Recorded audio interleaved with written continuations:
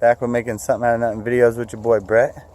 I'm currently out in the woods, and this is a part 2 of how to raise a pit bull or any type of dog or puppy for that matter. It's early morning. I walk my dogs down the street on their leash with their collars, and I found a local wooded area in my neighborhood that I'm familiar with, for starters. So if you're not familiar with the woods, look them up, see what's in there, or at least what could be in there as far as animals, big ones and predators. And just carry you, see if I can find it here, just a small little knife.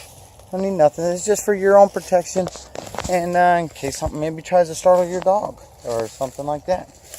And it never hurts to have a knife in the woods. So alright, let's see where these guys are at. Buddy boy, Brutus, hey, get over here.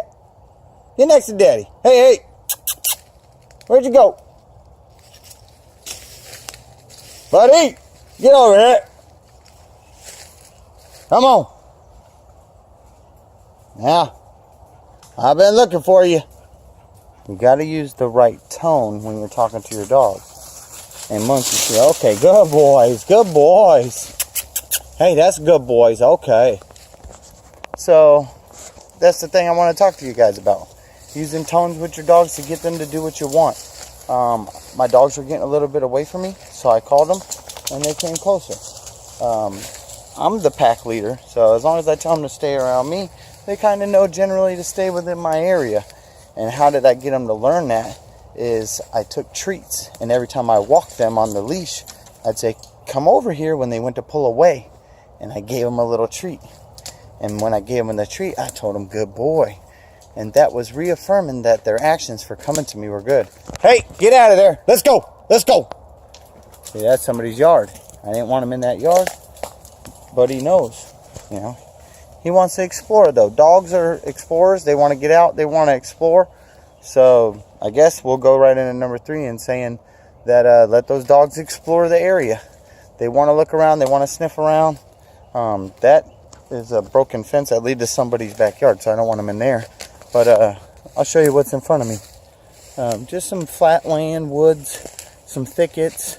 And, yeah, dogs, if they were out in the wild, left alone without human interaction, this would be a hunting territory. So when you're bringing them here, it's giving them the wild side back into their bodies.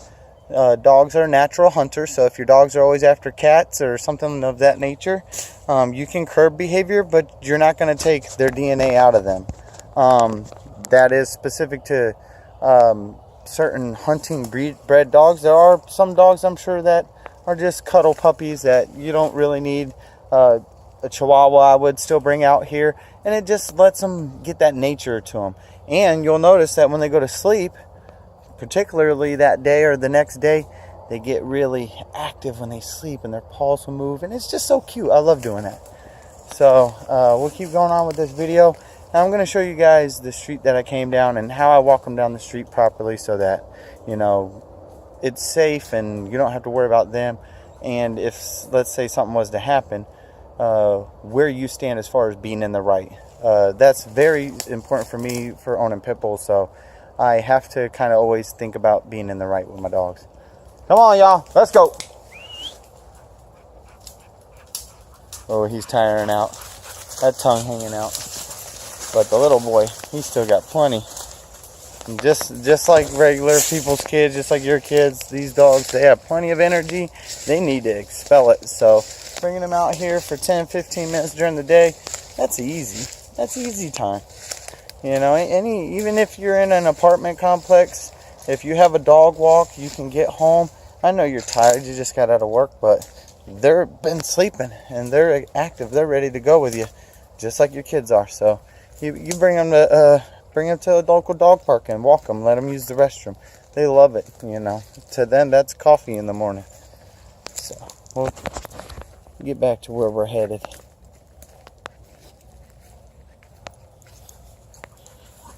Alright.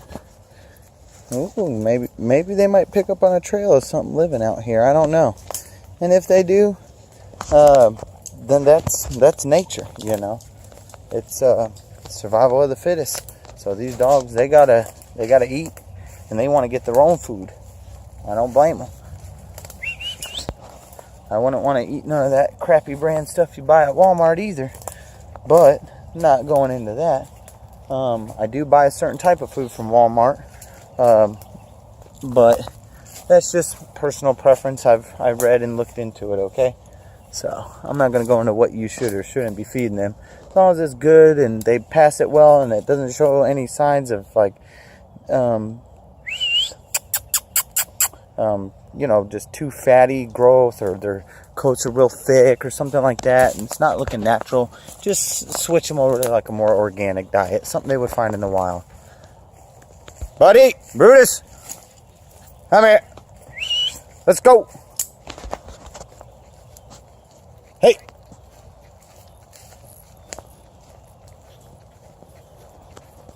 Alright, see, they're up here playing by the front where I brought them in.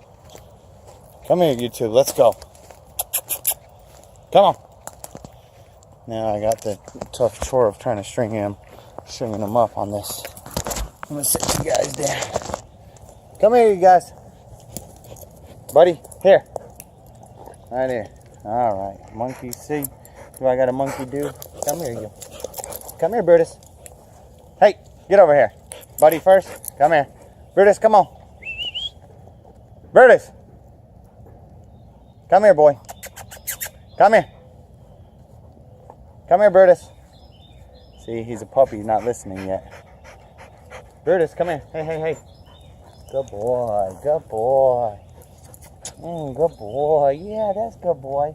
Yeah, see, he thought he was in trouble with the loud tone until I told him he was good. And he gave me kisses for it. Yeah, give me kisses. Whose is that? Is that Daddy's? Are you taking it? Yeah, oh, Daddy's phone. Uh-oh, he's playing with Dad's phone. Okay, you. Alright. Come on, we got to get out of here. So I'm just going to leave their collars on them. I'm going to let them walk themselves out of the woods. Alright, let's roll. So, alright, come on, guys. You guys got to leave me out of the thicket now. Alright. Here we go. Alright, that's it. Hey, hey. Get over here. Good boys, good boy. Alright, come here, buddy.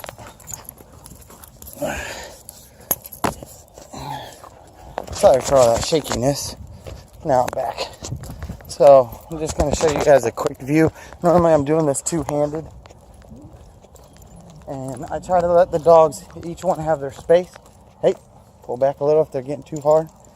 And I just let them go kind of where they want, but as long as I stay next to the ditches and edges, I don't have a problem with the neighbors.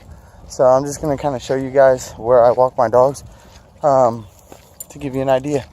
Right down this road, I literally have the right side and the left side. They can sniff any fence or anything ditch-wise. They can poop anywhere. That's all county property. So you're not going to be harassed. You're not going to be sued.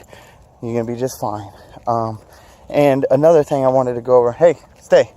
Sit. Another thing I wanted to go over is when your dog's... Good boy, Brutus. Good boy. Buddy, I said sit.